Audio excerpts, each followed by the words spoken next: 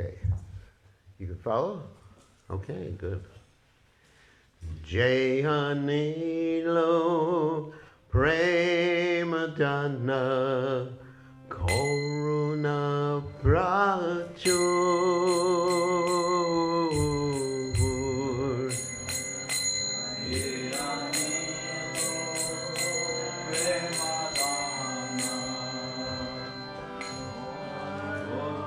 Na Prachur Henu Prabhu Kotagela Charya Thakur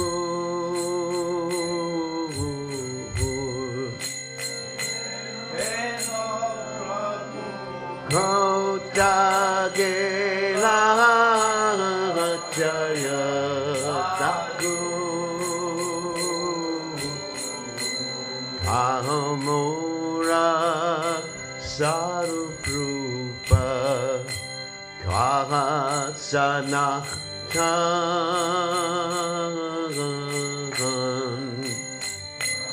Kahamura Saruprupa Kahasanakhan Kahasaragu Patita Bhavavan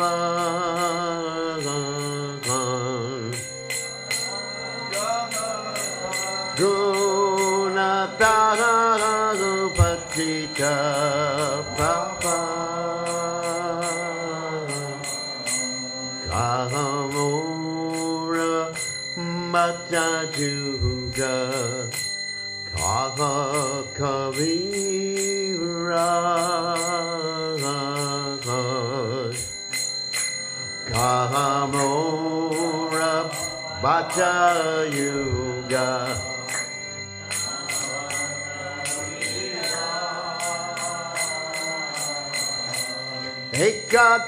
Ekakale Kotagela Guru Natara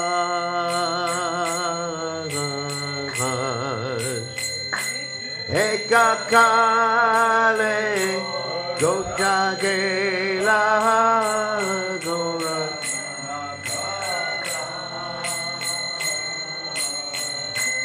Ashane Kutivo Mata Annale Pashivo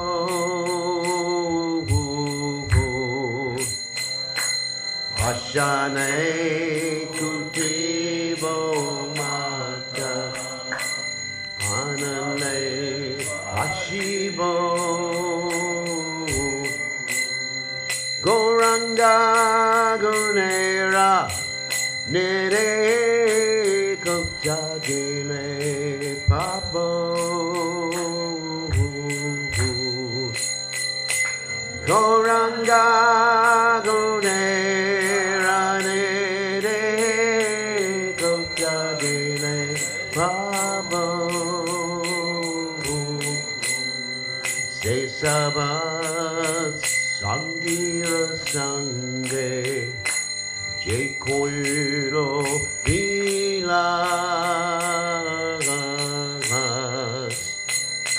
Se Sabat Sangira Sange Jekoiro Vilas Se Sangana Paya Kande Narutamodas Se Sangana Paya Kande Narutamodas Ihanilo Premadana Kuna Prachur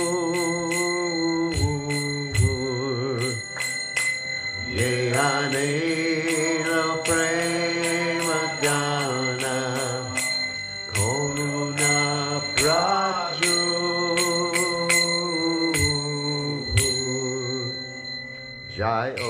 Vishnupad, Paramahansa, Paravatakacharya, also Teta Satashi Shiman.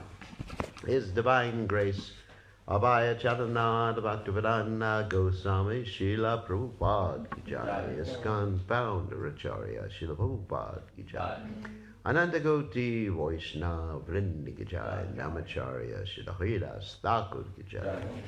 Ren Se Kaho Shri Krishna Chaitanya, Prabhu Nityananda, Shri Dvaita Gadadha, Shiva Siddhi Gaur, Bhakta Vrindi Ki Jai, Shri Shri Radha Krishna, Go Bhagavata Sayam Kun Radhakunda, Giri Govardhan Ki Jai, Vrindavanam Ki Jai, Mathuradam Ki Jai, Jagadata Sami Ki Jai, Yamunamai Ki Jai, Shrimati Tulasi Devi Ki Jai, Samaveda Bhakta Vrindi Ki Jai, Gaur Premananda Go. All glory is the assembled devotees, all glory is the assembled devotees, all glory is the assembled devotees, all glory is to Shri Guru Gauranga, Srila Prabhupada Ki Jai.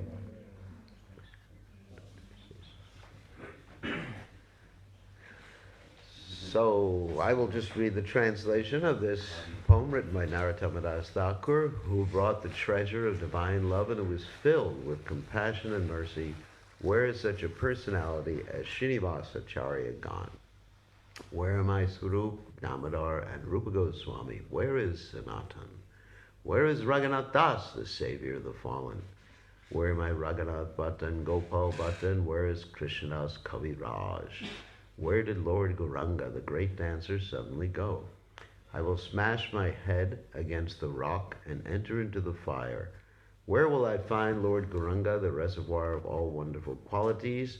Being unable to obtain the association of Lord Gauranga, accompanied by all of these devotees in whose association he performed his pastimes, Narottama Das simply weeps.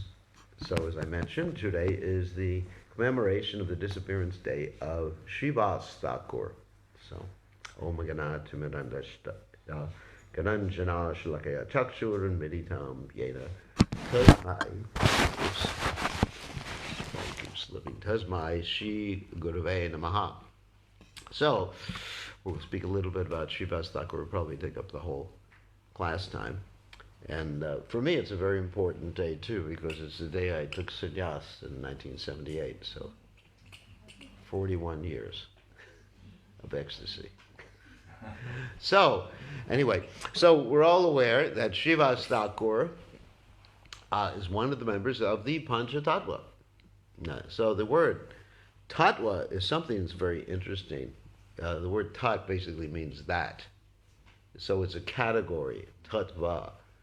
So not only that, you can point out this, that, whatever it is, but it's a category of something that continues to exist as described by Krishna in the Gita, nasato vijate bhavo, na bhavo vijate sataha, ubayor dristavantas tvanyas tattvadarshibhi.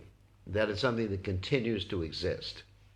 Whereas other things in this world, like this chair, and whatever, the floor, whatever, and these bodies, of course, they don't continue to exist. They actually come into being and then they cease to exist. Anyway, so tattva, the Pancha Tattva refers to the 5 categories of things that are eternal. And one, of course, is the Supreme Personality of Godhead, and that, of course, is Vishnu Tattva, Chaitanya Mahaprabhu, Lord Nityananda, and Advaita Acharya. They're Vishnu Tattva. Advaita Acharya is quite interesting because he is considered to be both the expansion or avatar of Mahavishnu and Sadashiva. So sometimes people ask the question, someone actually this morning in an email asked me this question about Sadashiva. And Sadashiva is an expansion of Krishna, or an expansion of an expansion, or a portion of a plenary portion of Krishna that exists in the spiritual world, and from whom the Shiva in this material world comes into existence. And Lord Shiva in this material world has many different expansions or appearances. Like there's the Rudra expansion, which is described in the Bhagavatam, the 11 Rudras. And then there's the expansion of Lord Shiva that comes from the glance of the Mahavishnu, Saikshata. which implants all the living entities within the material world. Anyway, today is the appearance of Srivasa Thakur, so I'm not going to get into Advaita Tattva. But then you have Gadadhar, who is Shakti Tattva, considered to be Radharani. And then you have Srivasa Thakur, who is Jiva Tattva. Jiva Tattva, that's the same Tattva that we're members of, in case you hadn't discovered that. In case you had thought you were Vishnu Tattva, that you were God or something like that, and you had somehow or other read that book, The Secret, or the movie The Secret, thinking that the universe is meant to serve you. It's not meant to serve you, it's meant to serve Krishna. It's meant to punish you until you can serve Krishna. So that's Jiva Tattva's position. So as far as Srivasa Thakur is also considered to be an avatar of Narada Muni. And of course, Narada Muni appears in many of Krishna's pastimes. And in this particular pastime of Srivasa Thakur, Narada Muni actually got married, which is interesting. He's supposed to be a Kanda Brahmachari, Naishtika Brahmachari, but in this particular pastime he got married and he had a kid, which we'll talk about this. So, Srivasa Thakur lived in a place called Srihata, later moved to Navadvip, just like we have a Srivasa Angam, which is very close to where Lord Chaitanya Mahaprabhu appeared, and right next to Advaita Bhavan, where Advaita Acharya lived, and right near the Yoga Pith. So, and he lived in Srihata, and then he moved to Navadvip, and then as soon as Lord Chaitanya took sannyas, he went back to Srihata. And he had his brothers. His brother was, of course, Sri Ram and Sripati, and Sri Ram is described as Parvata Muni, who is the eternal associate of Narada Muni. You hear many stories about Narada Muni and Parvata Muni traveling around. Srivasa Thakur's wife's name was Malini, who is considered to be Ambika, or Krishna's nurse, when Krishna was present on this planet. And his niece was Narayani, who is the mother of Vrindavan Das Thakur, who is considered to be the Ambika's sister.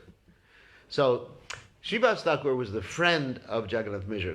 In other words, he was much older than Lord Chaitanya Mahaprabhu, basically the same age as Jagannath Mishra, the father of Lord Chaitanya Mahaprabhu. And Malini was the friend of Sachi and actually cared for Sachi like a nurse when Sachi was pregnant. So, during Lord Chaitanya Mahaprabhu's early pastimes, before he took initiation from Ishwara Puri, he acted pretty much like a scholar who in many cases was harassing the Vaishnavas. In other words, he would defeat the Vaishnavas, not so much preach atheistic philosophy, but he would just get into Nyaya. Nyaya means like logic and reasoning, and based on that he would have arguments with them, and particularly he would have arguments with Srivas. And Srivas would get quite upset with him. And one time Srivasa Thakur said to him that, "O crest jewel of arrogance, do you know the purpose of life?" Because Lord Chaitanya acted very arrogantly. And why did he do that? Well, he was showing us the importance of accepting the spiritual master. Because before Lord Chaitanya accepted the spiritual master, he acted like that. And after Lord Chaitanya accepted his spiritual master, Ishwara Puri, then he actually manifested his full devotion to the Supreme Personality of God in the mood of Srimati Radharani. Anyway, Lord Chaitanya Mahaprabhu replied to Srivasa Thakur that by your mercy I'll become a devotee. And one of the first things that Lord Chaitanya did after taking initiation from Ishwara Puri was to manifest not only that he was a devotee, but to manifest that he was the Supreme Personality of God. He showed Srivasa Thakur 4 arms, that he had 4 arms, and he actually went into Srivasa Thakur's house and sat on Srivasa Thakur's altar. Can you imagine that? You know, somebody comes into your house or comes into the temple and sits on the altar of Gandharvika Giridhari. You'd be quite shocking. And then all of a sudden he exhibits 4 arms.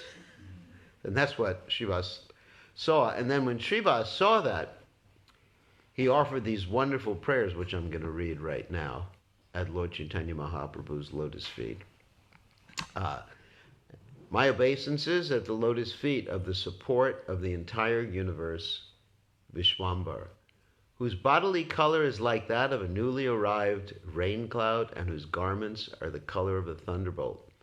My obeisances at the lotus feet of the son of Sachi, who is bedecked with ornaments of peacock feathers and a garland of red beads, that's Gunja. My obeisances at the lotus feet of the pupil of Gangadas, the beauty of whose lotus face conquers that of 10 million moons. My obeisances at your lotus feet, you who carry a buffalo horn and stick and a flute. The 4 Vedas have proclaimed you to be the son of Nanda. Unto you, my dear Lord, my obeisances I offer again and again. That's from the Chaitanya Bhagavat, Madhya 2nd chapter, verse 272. Today my birth, my activities, my everything have become successful. Today my very existence has been crowned with the greatest auspiciousness. Today the race of my forefathers has finally borne fruit, and my house, which is also their house, has become blessed. Today the great fortune of my eyes is completely beyond calculation, because I have been able to see that person whose lotus feet are served by the goddess of fortune, Lakshmi Devi. So that's a wonderful prayer offered by Srivasa Thakur, and now we'll tell some stories of different things that occurred in the Srivasa Angam.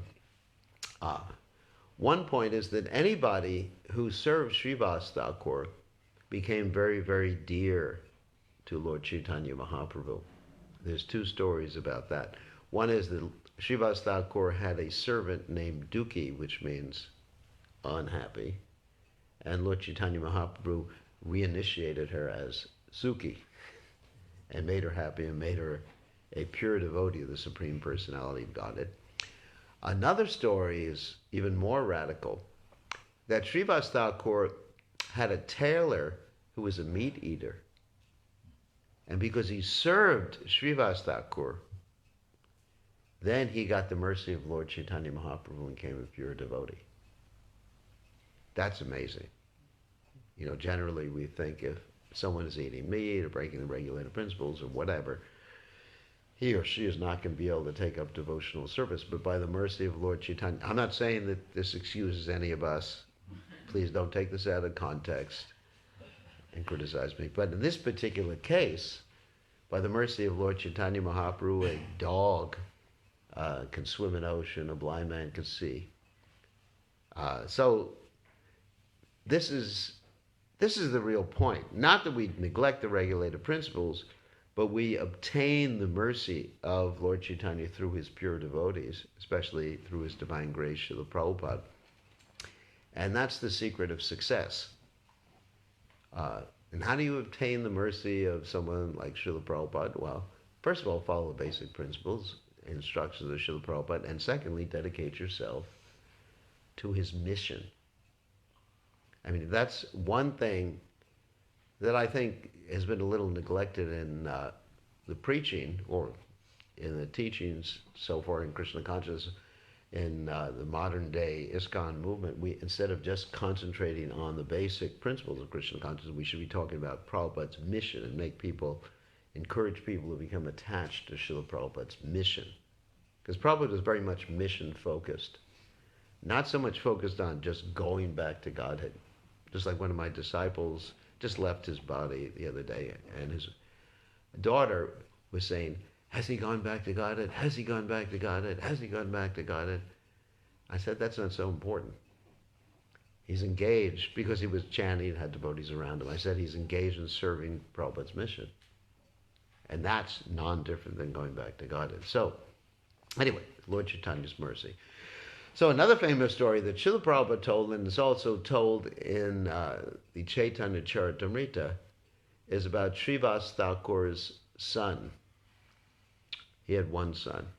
And what happened is that there was a kirtan going on in the Srivasa Sangam, because generally they would have these amazing kirtans going on sometimes for 72 hours at a time without stop.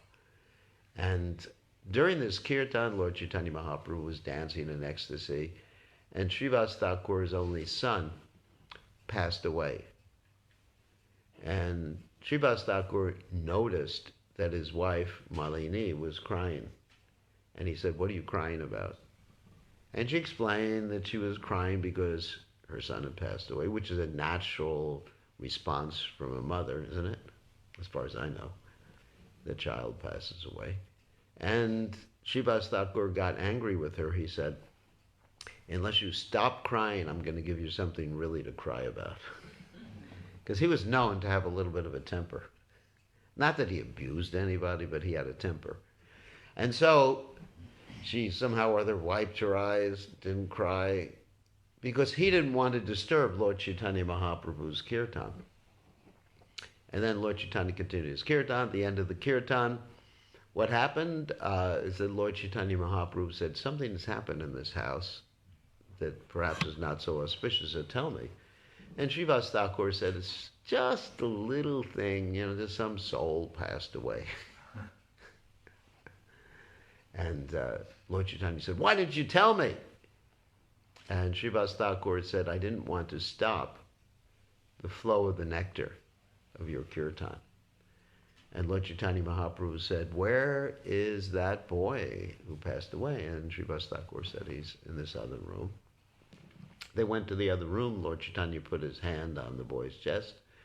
And Srivasa Thakur and Lord Chaitanya said, "Why did you leave?" The boy sat up and said, "Many, many lives have I had, many, many fathers, many, many mothers. But in this life, I had your association. So I've gone back to Godhead." So then the boy was allowed to lay back down and went back to Godhead. In other words, he didn't want to stay in the material world. It's interesting. It relates, is similar to the story of King Nimi in the Bhagavatam, where King Nimi was cursed by his guru to die because he had gone on Sankirtan and distributed some of Prabhupada's books. No, not really, but he had gone on Sankirtan without his guru's permission, while his guru was in the heavenly planets collecting dakshin from the demigods. And anyway, so he died, and the sages who were doing this sacrifice, this Krishna conscious sacrifice, at the end, asked the demigods to bring him back to life. He came back to life and he said, "I don't want to be back to life. I was in the spiritual world, so let me die." So he died, went back to Godhead. And then they churned his body. And by churning the body, they got Janaka the First. And Janaka the First was the first of a whole line of kings, of whom the Janaka, the father of Sita Devi, later on appeared. Janaka the First, Janaka the Second, Janaka the Third, Fourth, etc., like Henry the First, Second, not the Eighth, of course, like the different, or King Edward, or whatever you have, like that. So, anyway, so this boy decided to go back to Godhead in Srivasa Thakur's pastimes. And Srivasa Thakur was a very interesting grahastha because he never worked. He just depended on Krishna's mercy. And Lord Chaitanya Mahaprabhu asked him, "How do you maintain your large family?" And he only had one son, but he had a lot of dependents. And Srivasa Thakur replied, "I have this 1, 2, 3 technique, that if I have to fast 3 times, I'll tie a water pot to myself and drown myself in the Ganges." Lord Chaitanya Mahaprabhu replied to him that even if the goddess of fortune has to go begging, you will never be bereft of anything that you need. And of course that also relates, Nitya Nityanam Chaitanas Chaitananam Eko Bahunam Yobadadati. The Lord is maintaining all of us, all the living entities since time immemorial. So, of course, the rest of us do have to work. But we should not over-endeavor in our work.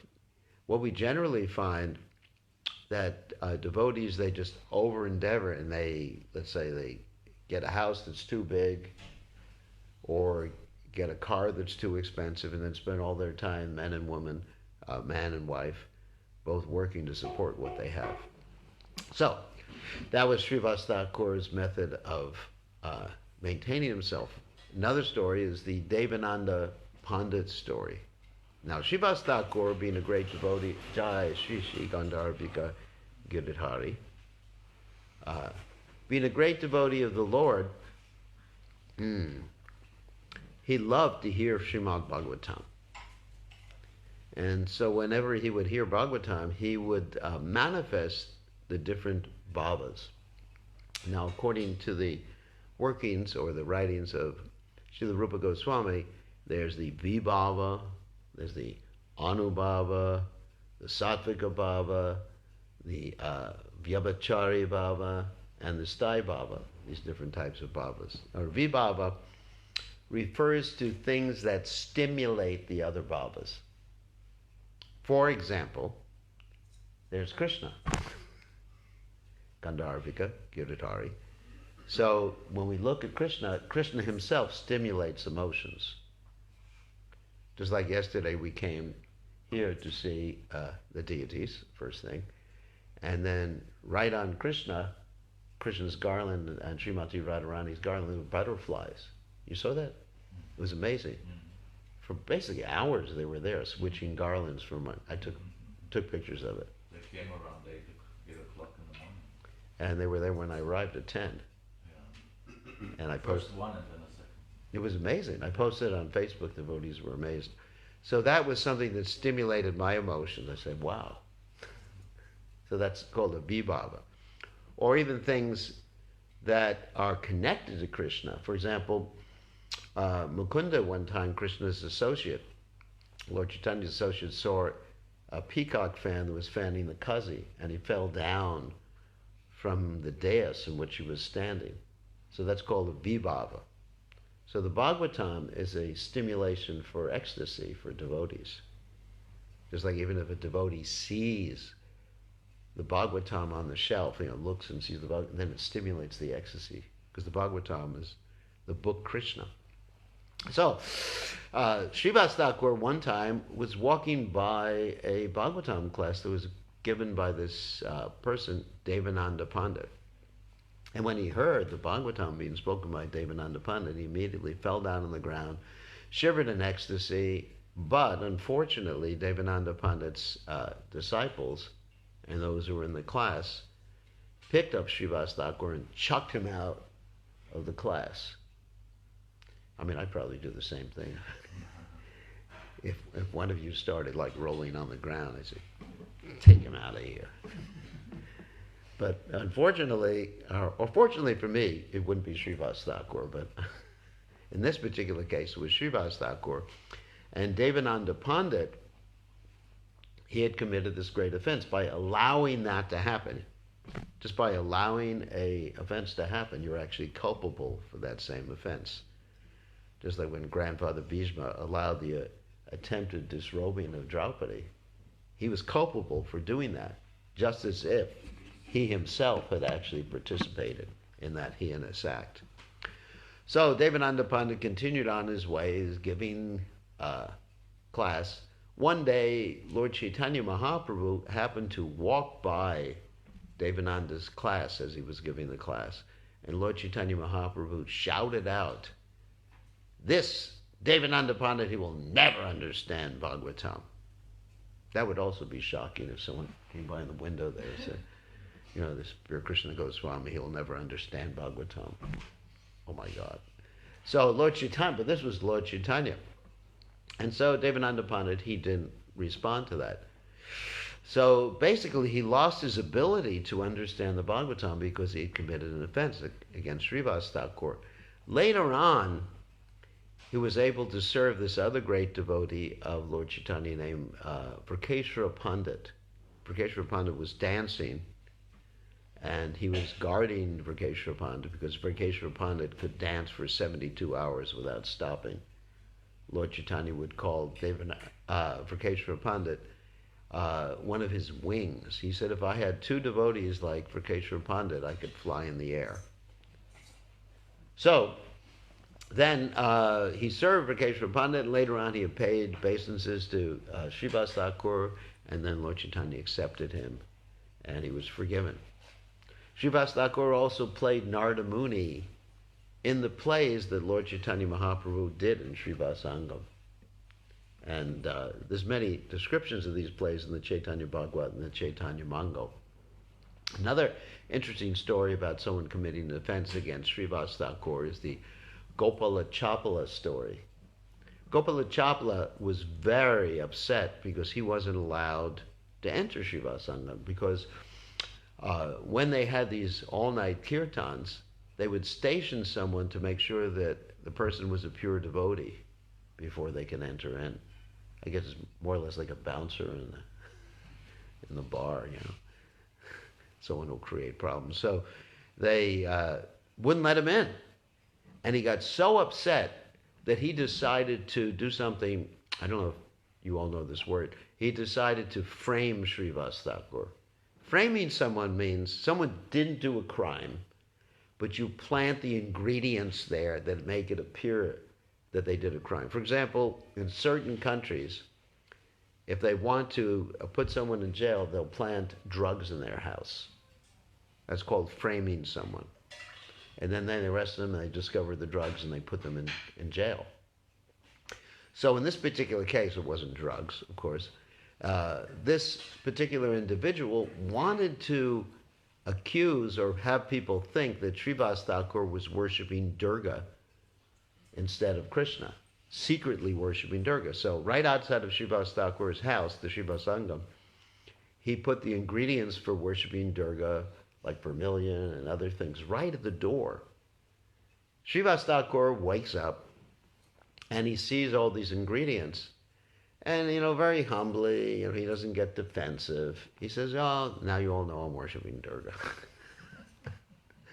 So a devotee isn't really interested in defending himself.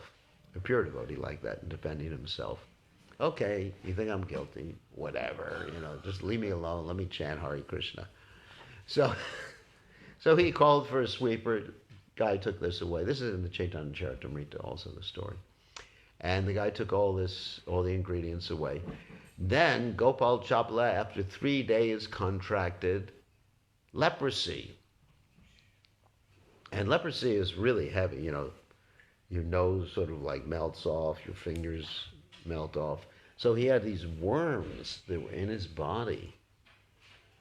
And he went to Lord Chaitanya and said, Lord Chaitanya, you're the most merciful, most munificent. Please save me. And Lord Chaitanya said, I curse you to be bitten by these worms for millions of births. Imagine the most munificent personality saying that. So, because you've offended Srivasa Thakur. So eventually, of course, this Gopal Chapala went to the lotus feet of Srivasa Thakur, begged for forgiveness, and he was forgiven and cured by Lord Chaitanya Mahaprabhu. So serious is the offense against the Vaishnava that even the Lord won't forgive him. Even the Lord may curse one like that. And it's described sometimes the Vaishnava may forgive you, but then the dust of his lotus feet may not forgive you. Wow. So in other words, when we ask for forgiveness, it's not that we just say, please forgive me with something called crocodile tears.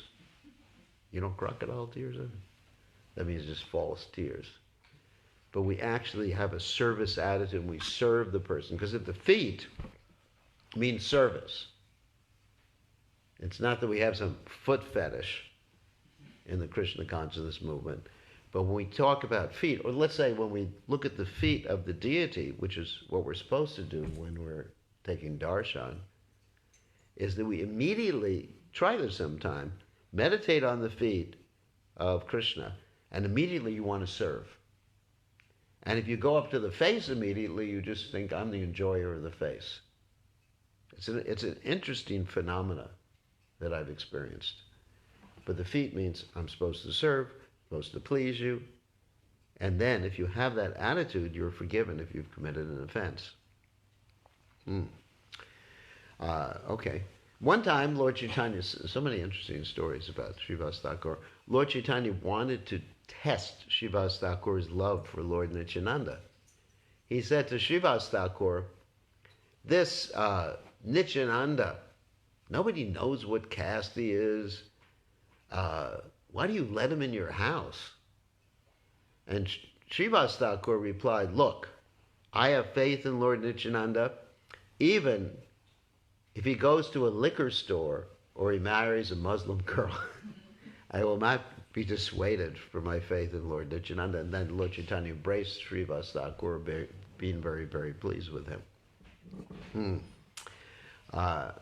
Another story was that Srivasa Thakur was called by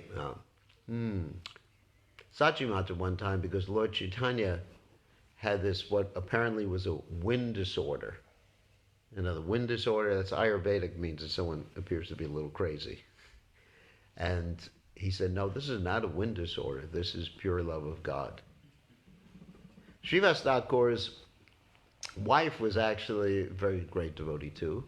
And there's an interesting story of how, of course, let's go back to the story where Srivasa Thakur's son died. Lord Chaitanya Mahaprabhu said after that point, he and Lord Nityananda would continue to be the sons of Srivasa Thakur. So Lord Nityananda really took that literally in the sense that even though he was old, or older than Lord Chaitanya Mahaprabhu, when he would visit Srivasa Thakur's house, he would sit on Malini's lap. You know, he's a full-grown man. Sit on Malini's lap, and he would, this is quite controversial, he would drink her breast milk. And so, anyway, Lord Nityananda is the Avaduta. Avaduta means like the wind.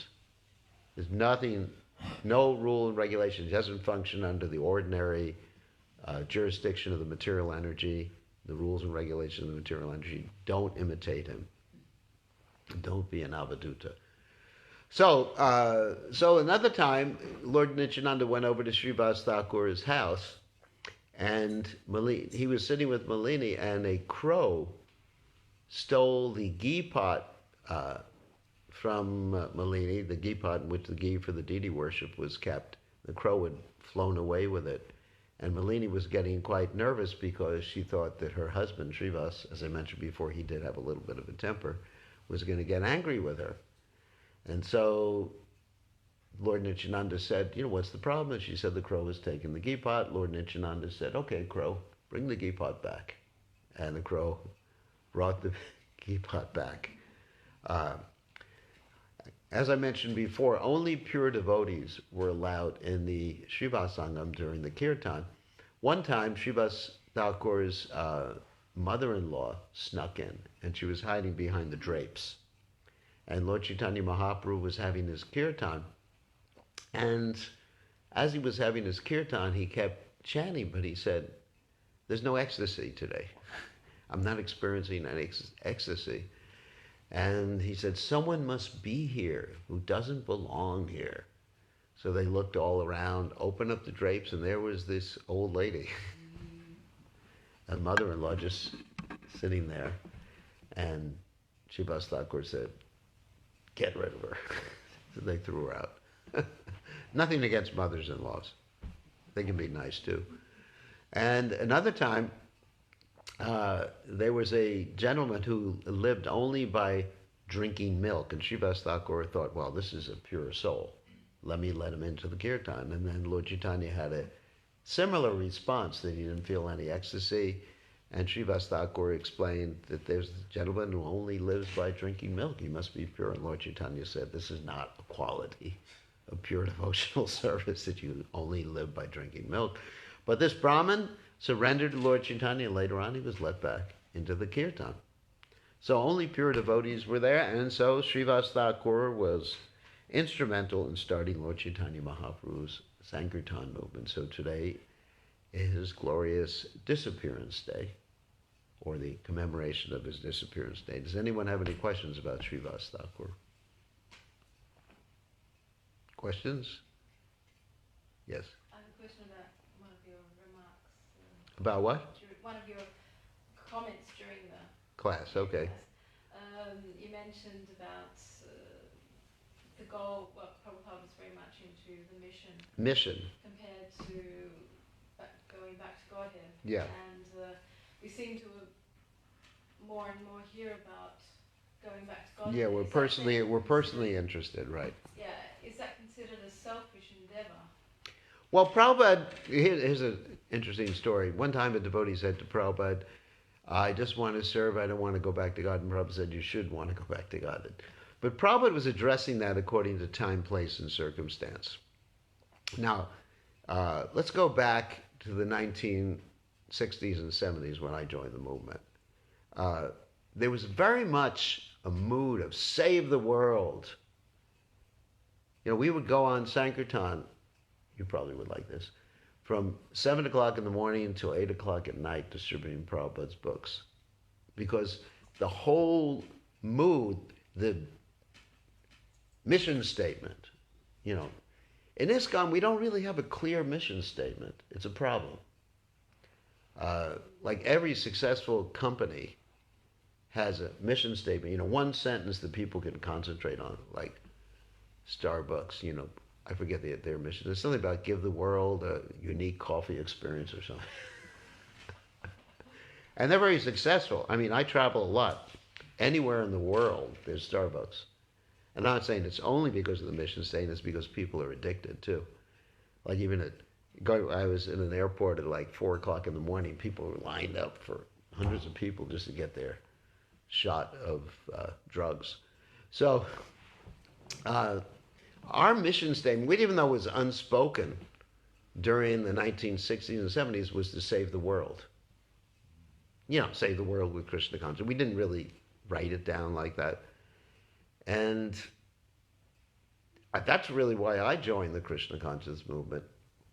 It was just becoming Krishna conscious myself. I just wouldn't have moved into a temple. That was pretty austere. I wouldn't have shaved my head, wore bed sheets or anything like that. What was the impetus for doing that? I was already chanting before I moved into the temple and following the practices. But I'm not saying everyone has to move in the temple, but the whole mood was, and Prabhupada encouraged that. He said to Balavanta, for example, that you're going to become President of the United States, because it hasn't happened yet. Maybe Tulsi Gabbard, not this next election, but maybe she's preparing for the future. Obviously she's not going to win the nomination this particular time. So Prabhupada was thinking, that's why he's called Jagat Guru. Now, he wasn't like Kula Guru. Kula Guru means like your village guru. Jagat Guru means the whole universe. So Prabhupada thought big, again, shooting for the rhinoceros. And the Bhagavatam also states big. Tadvag visargo janataga bipalo yasmin patishlagam abadavachapi namananantasha yasho nikataniat shrinbandi gayandi granadiyat sadhava. This Bhagavatam is meant for creating a revolution in the misdirected lives of an impious civilization. And of course, Prabhupada was fond of quoting that verse. Also, it said, even if the words are imperfectly composed, which meant when Prabhupada came to the West, his first Bhagavatams had many, let's say, English errors in them. But revolution, this was the mood. And it was very inspiring. And now, for the greatest part, I experienced a different mood, isn't it? Amongst devotees, it's just like, not everybody. I mean, here, some of you have, because it's BBT headquarters, you have that mood. But it's just like, back to Godhead, or where's my prasadam? Or you go to a Sunday feast, and all the older devotees are lining up first to get the food. Rather than thinking, these people are guests, they're coming for the first time. And it's happened several times. I was just in Fiji, which is part of my GBC zone, and all the devotees were lining up, and the guests had to serve them. Can you imagine that? You know, I was trained up that when someone comes to the Sunday feast, eat, let them eat, and if there's no prasadam left for you, that's okay. That's okay. You eat prasadam the rest of the week. This is their one opportunity. You know, there was another time happened in our temple in North Carolina, I think it was 2-3 weeks ago when I was there. All the cooks packed their prasadam, so there was only like 3 pakoras left for 200 people. So what is the mood? Lord Chaitanya's mood is, you know, compassion. Tatikshava, this of course, Kapila Dev, Lord Kapila, Tatikshava Karunika Suradasa Vedena. Tatikshava, Karunika, you know, tolerant and compassionate. That means we see the world suffering. If we actually understand the philosophy of Krishna consciousness, isn't it? Then we'll see through Shastra that people are suffering.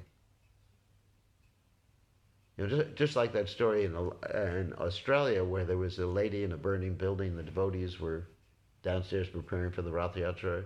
Perhaps you heard this story. Okay, I'll tell it. No, that was during Prabhupada's time. That there was a lady in the 2nd or 3rd floor in the burning building. Devotees were preparing for the Rath Yatra right outside, and devotees took off the canopy from the Rath Yatra cart, held it out, and said, "Jump, jump." And the lady jumped, and they saved the lady. Can you imagine if they just said, "Well, we're just Hare Krishna devotees, you know.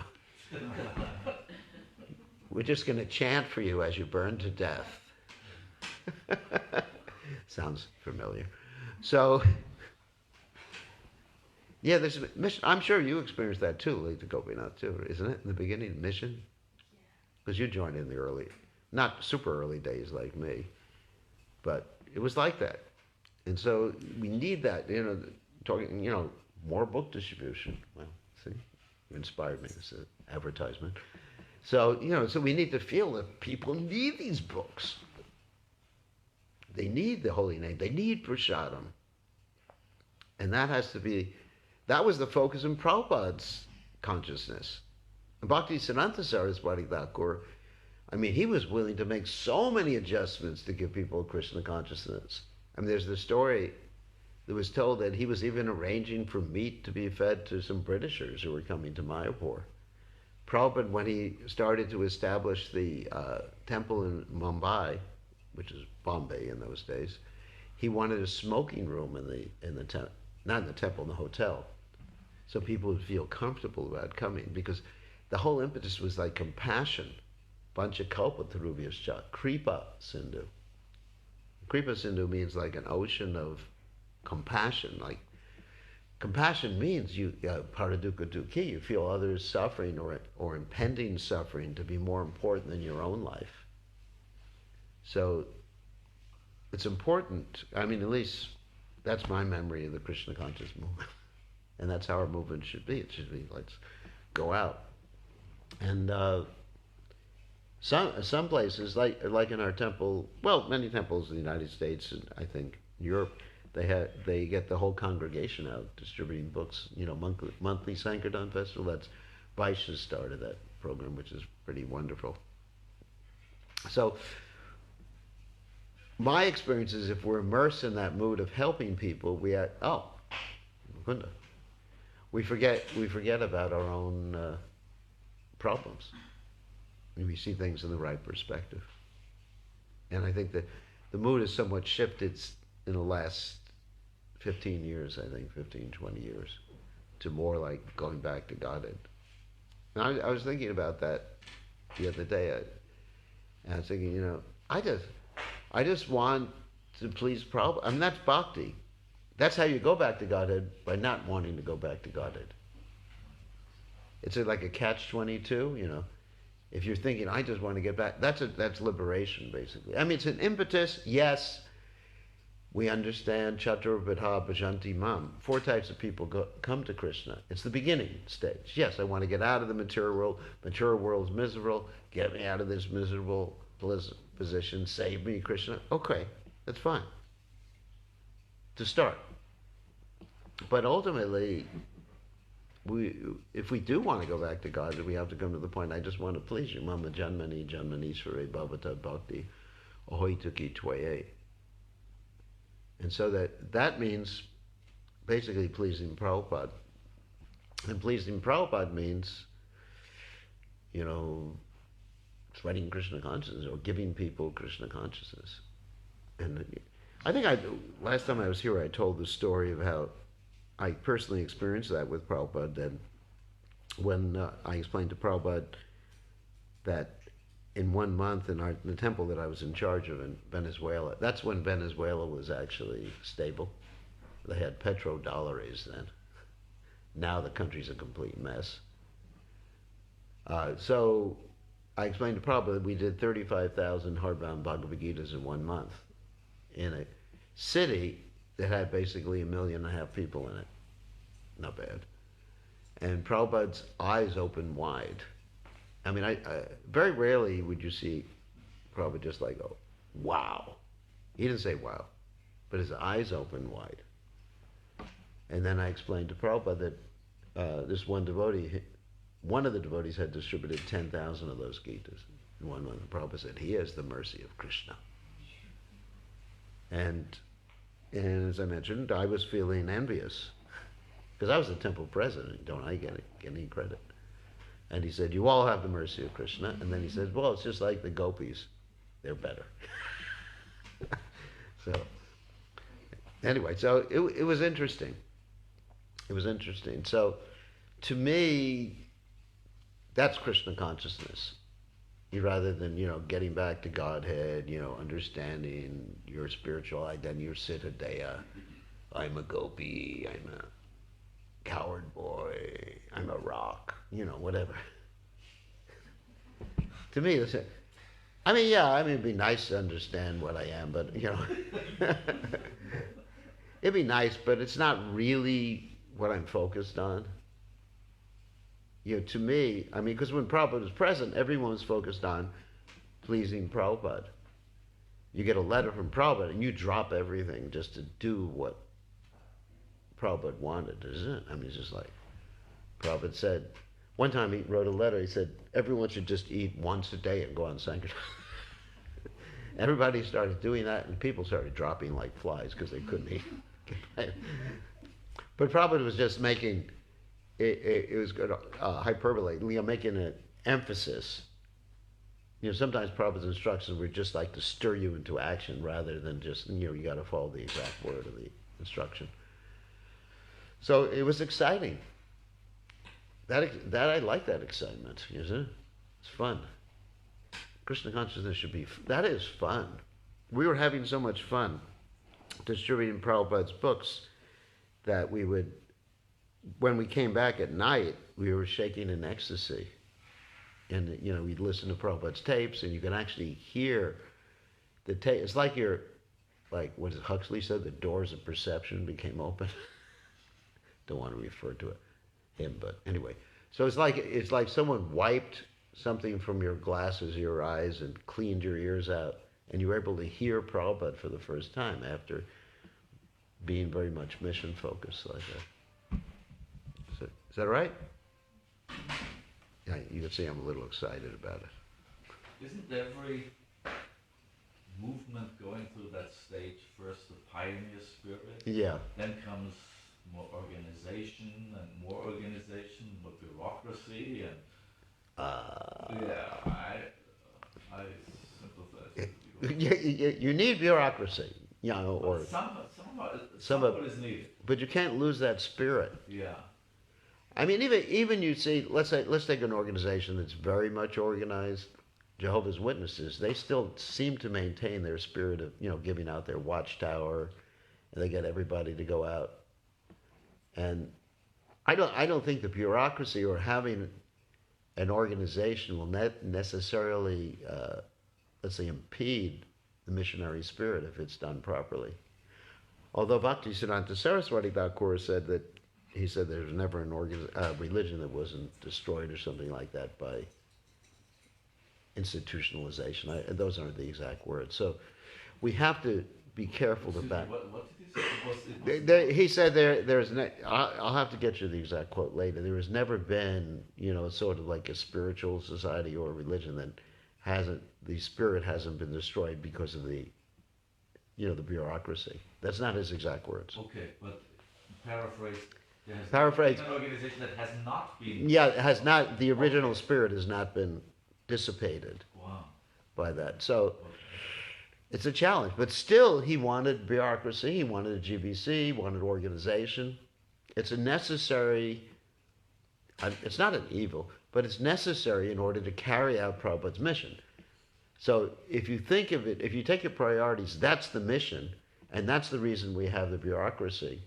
Not that we have a bureaucracy, That's the point. not that the mission serves the bureaucracy, Right. but the bureaucracy serves the mission.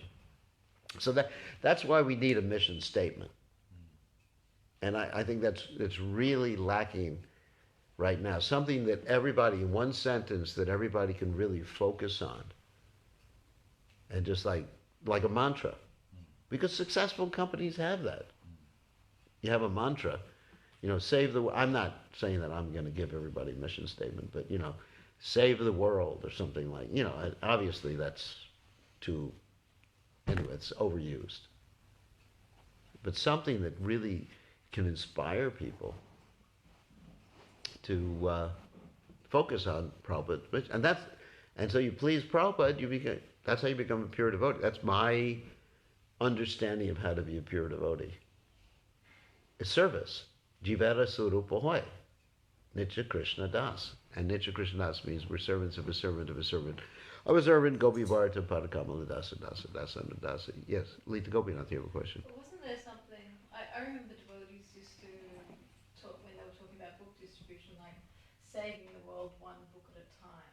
Yeah. Like that was kind of like a mantra at one point. I remember hearing in the 80s at least, Yeah. early 90s. Yeah, obviously one book at a time, or you can give people a whole stack of books. Distribute, but Yeah, that was kind of like an impetus to, like even if you did just one book, you were still contributing. yeah, it's contributing to the to that mission. I mean, according to one's capacity. I mean, we shouldn't come to the point of just saying, those devotees who do a lot are actually more Krishna conscious. There's the Hanuman and Spider thing. That story that Spider was doing as much as Hanuman because he was doing 100%. And there's also the statement, Krishna doesn't see so much what you give, but what you hold back. So, I mean, to me, life is exciting because there's so many conditioned souls and so much challenges, right? There's challenges. Without a challenge, Prabhupada said, another thing Prabhupada said is, without opposition, where's the chance for glorious victory? Because the devotee asked Prabhupada, why there's so many problems? So Prabhupada said, without opposition. I mean, just like if you had the Mahabharata and the Kauravas surrendered to Krishna, it would be a boring book. Can you imagine? The Kauravas say, yes, you're right. I mean, Duryodhana says, yes, you're right, Krishna. Yes, you're right, Arjuna. He's my brother. I love him. Okay.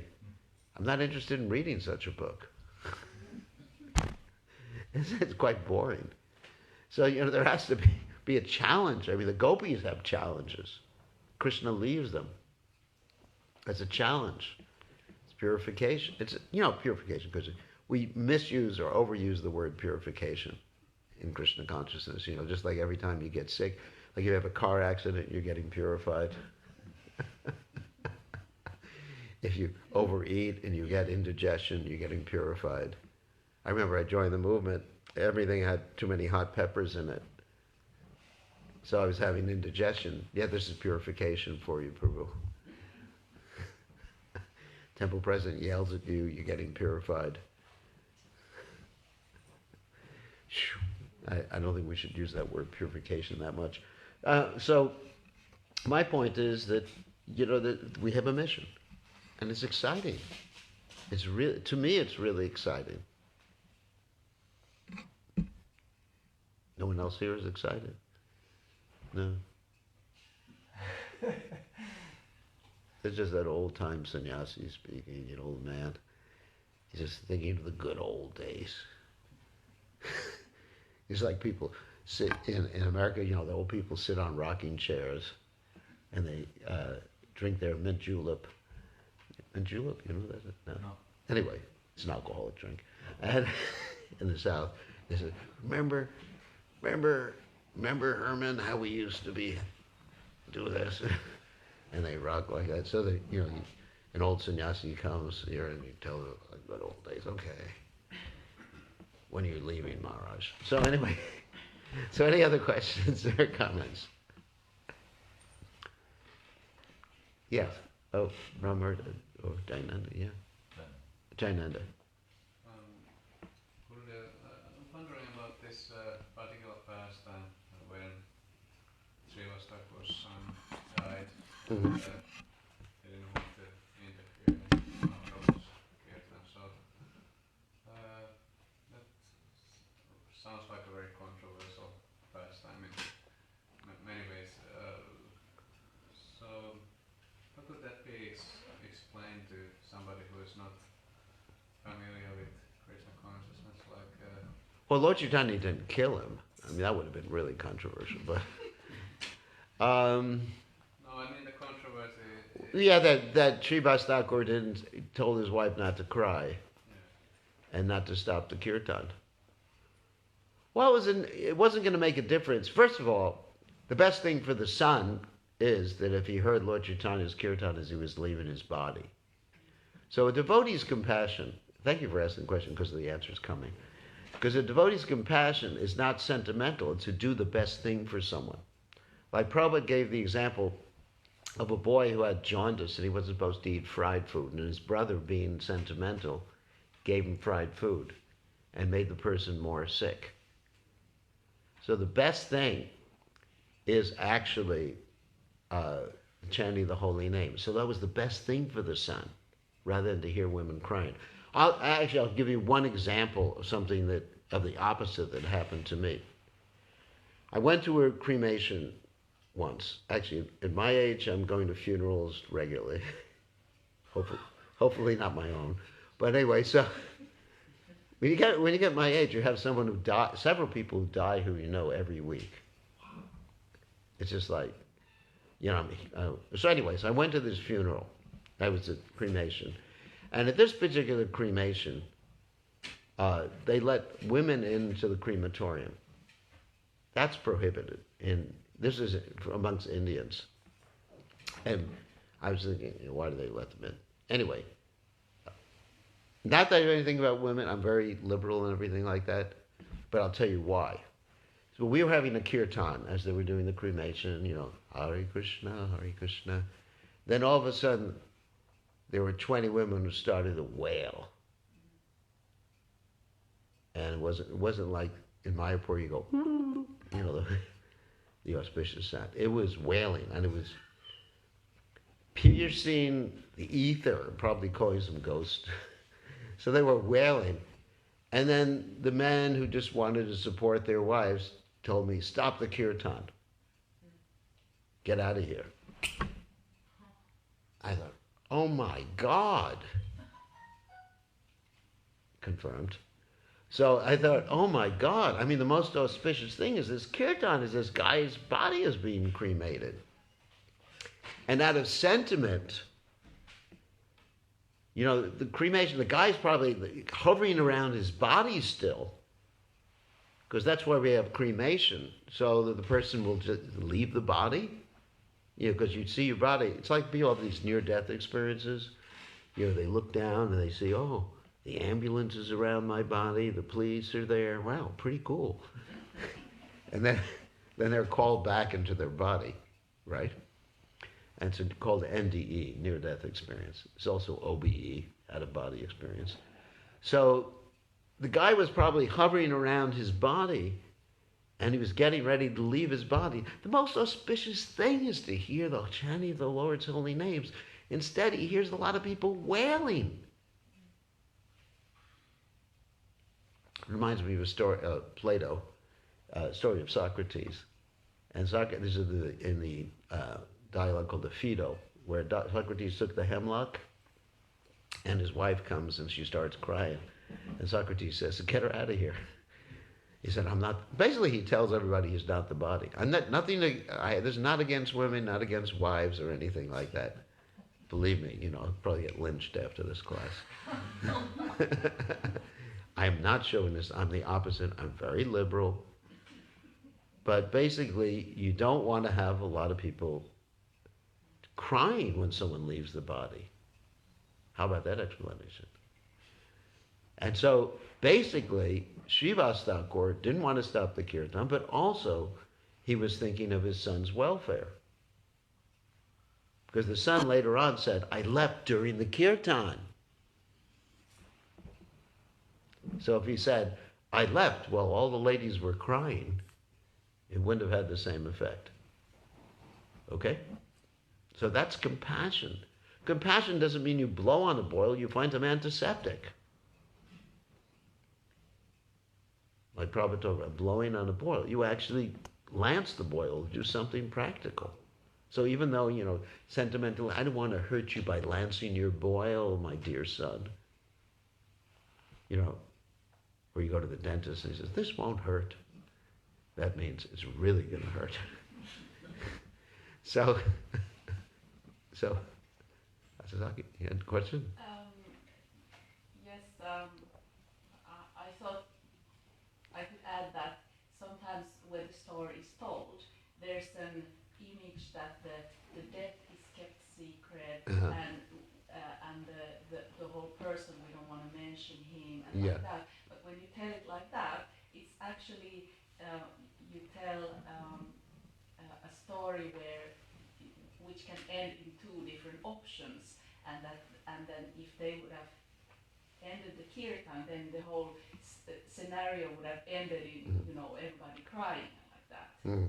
So that was not. It's not auspicious. Yeah. So it was better that it ended in kirtan, but it was not like to minimize his value. Yeah. Yeah, it wasn't to minimize the boy's value. Otherwise, why would Lord Chaitanya personally go and touch the boy afterwards and bring the boy back and say, why have you left Srivasa Thakur? I mean, you see Lord Chaitanya being very munificent. I mean, there's many stories that sometimes appear very cruel.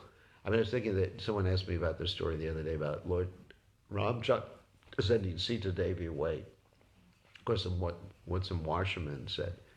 But internally, what's going on is that Sita Devi and Lord Rama are experiencing this Vipralamba Seva, Vipralamba, intense separation, which actually is a higher mood of ecstasy. So sometimes if you look at things externally, it appears very cruel. Lord Ramchandra was extremely cruel to send Sita Devi away. But on the higher level, the esoteric level, it's something that's very deep and loving. Okay. You mentioned the churning of a body in connection with Nimi also. Nimi, yeah. Is there any information how do you churn a body? Well, they have this device now called CRISPR. You've heard of this before? Yeah. I'm not sure it's the same way, where they do the genetic. Yeah. I have a similar feeling about it. I guess it's genetic engineering using mantras. Rather than, also with Vena, they did a similar thing. Yeah. They got rid of the bad genes. That was Bahuka. And the good genes were Prithu and Archie. You got a man and his wife from one set of genes. Pretty good. And, it's something scientific, isn't it? Yeah, it's very scientific. It's genetic engineering. Basically, it's genetic engineering. So this is not something new. It was understood in the Vedic culture. Like people think the atom bomb is something new. They had the Brahmastra, which is far more focused than the atom bomb is. So the technology was extremely, extremely developed. I mean, especially using yogic powers, people could do things. I mean, for example, this is one thing I'm studying right now. Oh my God, show how much I'm in Maya. I'm studying anyway, I'm studying how the material world is like a virtual reality setup that's actually made by God. Anyway, that's it. So one of the things we learn in quantum mechanics is something called non-locality. That you can have two things going on like billions of miles away and one influences the other. Like that. So using yogic powers, you can have someone transfer himself from one part of the universe to the other faster than the speed of light. Because he's actually obtained these powers. So science, what science is coming across now can be equated in many ways with what the yogis were doing, or even Narada Muni when he gave Magrari a virtual reality experience. Virtual reality. Does everybody know what that is? No. That means when you put on these goggles or they plug you in, plug your brain. So Magrari was shown his future by Narada Muni if he had kept killing the animals. And Magrari changed his future by getting scared and taking up devotional service. Like Prabhupada also said, he said, I have created your good fortune. So in other words, and then Prabhupada said, you have to go out and create others' good fortune. Now, so it's a very similar thing. In other words, there's actually, this sounds like quantum mechanics, there's a realm of possibilities in the future. And quantum mechanics talks about that anyway. Sorry, this is what I've been studying recently. I'm just like completely in Maya. So, the realm of potentialities, they say. So we have a realm of potentialities for our future. Nothing is actually predetermined. We can decide to actually be serious about devotional service and change our future. Just like Prabhupada said, when you chant and dance, all the lines on your hand change. Everything changes. So that's why we don't take so seriously astrology. It may be good for marriages or something like that, but Prabhupada said, I created your good fortune. So, devotees, sometimes they go to the astrologer says, I think you're going to bloop from the Hare Krishna movement. And there's this thing called the power of suggestion. If you tell someone enough times, tell a lie enough times becomes the truth. Of course, there's one politician in the United States who's expert in that. Make Sweden great again. Anyway, so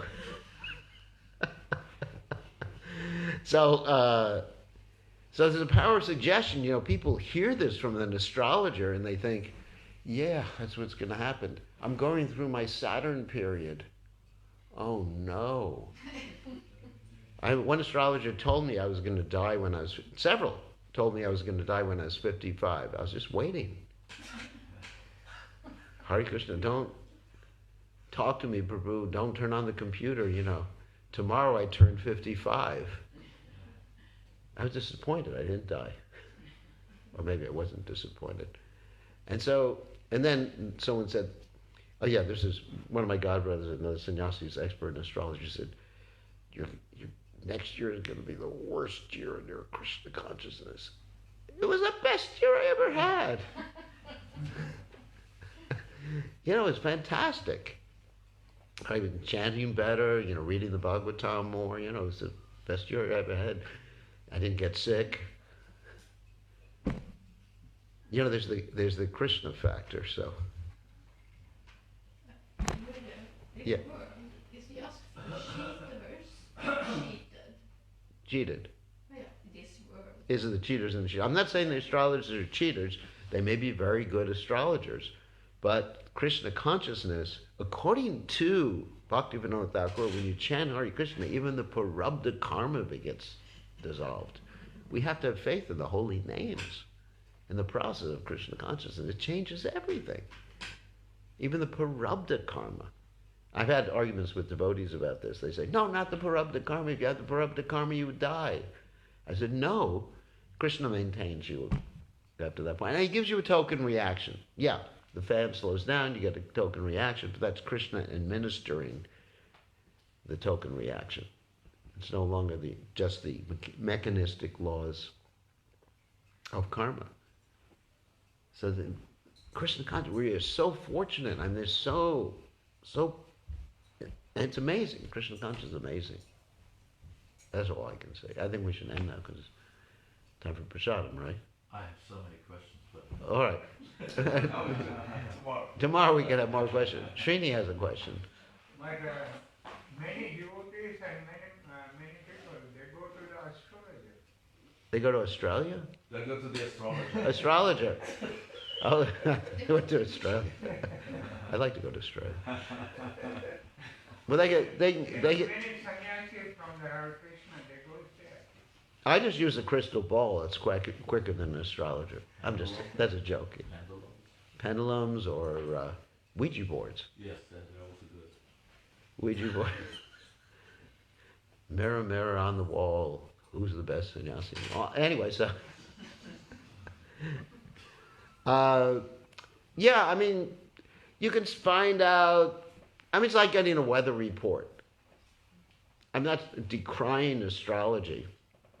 But Prabhupada, even when he was in the final days, said, let's hear from the astrologer, let's have a good laugh.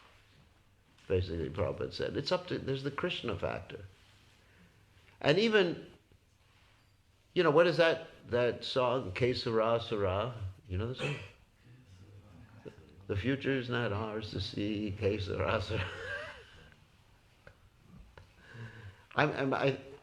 We should live every day like it's our last.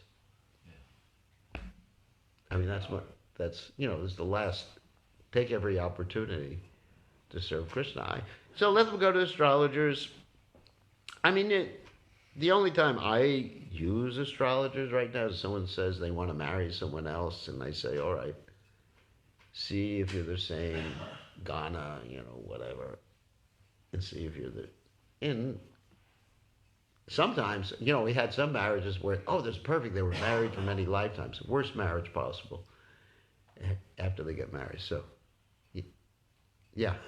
Because I'm doing astrology myself, and what I can see is that it's such a complex science. It's very complex. So the problem is that astrologers are not capable enough. Yeah. But you can still see many things, and you can see even in the life of pure devotees how Yeah. you can see the happenings there. So there are astrologers saying that it's actually not karma only you can see in a chart. It's actually everything that happens within time. Mm-hmm. But the problem is that where are the astrologers who actually are capable of doing real astrology? Yes.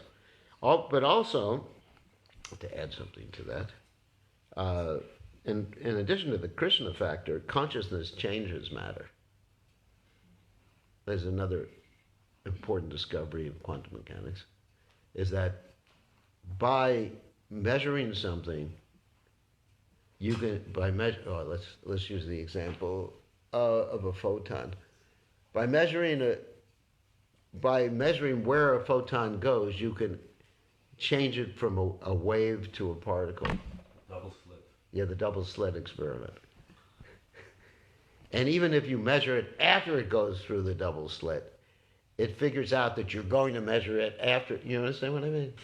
And when you watch it, it behaves differently. Watch it behaves differently. So consciousness affects matter.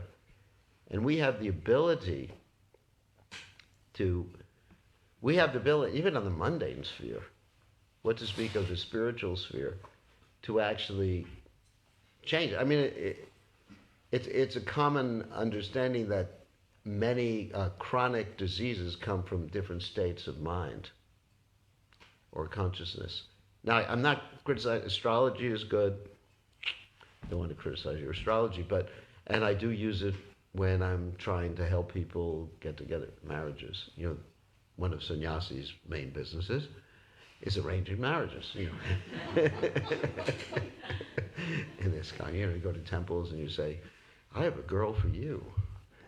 You know, definitely it's not part of the Vedic culture, but it happens. So, yes, I know it's weird.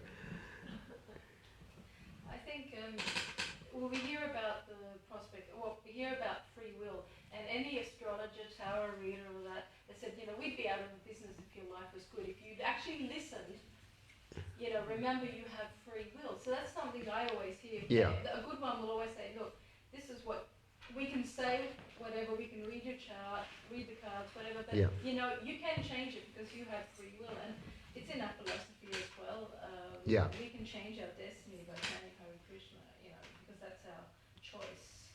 So That's true. I mean, you can predict someone's destiny, but destiny can be changed. Prabhupada said, "I have created your good fortune." I mean, that's the way I think that whatever good fortune I have is coming from my connection with this divine grace. But Prabhupada also consulted astrology. Yes, but he didn't take it that seriously. I also would do sometimes too. I mean, I have no problem with that. I have one of my godbrothers, actually, I won't mention his name. He's a sannyasi. He's very expert. He has everyone's horoscope memorized. Not everyone in ISKCON, but all the GBC and gurus. And I go to. Many GBC goes to the astrology. He's really expert. I mean, he has a brain like a computer. And I just ask him. I said, "What should I watch out for this year?" So beware of Sweden. Anyway. Did he say that? No, I'm that's a joke. Beware of the Ides of March. That's from Shakespeare, actually. Yeah, anyway, so I think it's time to end. If you understand the software of this virtual reality, Yeah. you can see how things develop. That's true. But for devotees, they are directly under Krishna's control, so anything's possible. Yeah, anything's possible. Yeah, it's actually, it's the programming of the virtual reality. There's a software. Yeah. And Yeah, some rishis understood it. Yeah. Yeah, that. Brigu understood it. He got it. Yeah. Yeah, Brigu understood the Brigu Samhita. Yeah. And so, there's a particular software, and once you understand it, like the yogis, they can act beyond the software, Yeah. But it's still all. Yeah, there is software. Not really to understand it. The point is how to get out, or how to bring as many people as possible to get out, right? Yeah, to get out. BBT has a mission statement, by the way. Oh, You want to hear it? Brigamuni. No, the BBT has a mission statement. Oh yeah, let's hear it. Krishna for everyone, in every language of the world. That's good. We worked on it for 2 years ago. So, Krishna for everyone, in every language of the world. How about this verse, God? Anyway, Krishna for everyone and everyone for Krishna. Very nice. I like that. That just came out. Anyway, I We think have a mission statement. I think our mission statement is to somehow or other take prasadam this Yeah. year. All glories to Srila Prabhupada. Thank you. Haribo.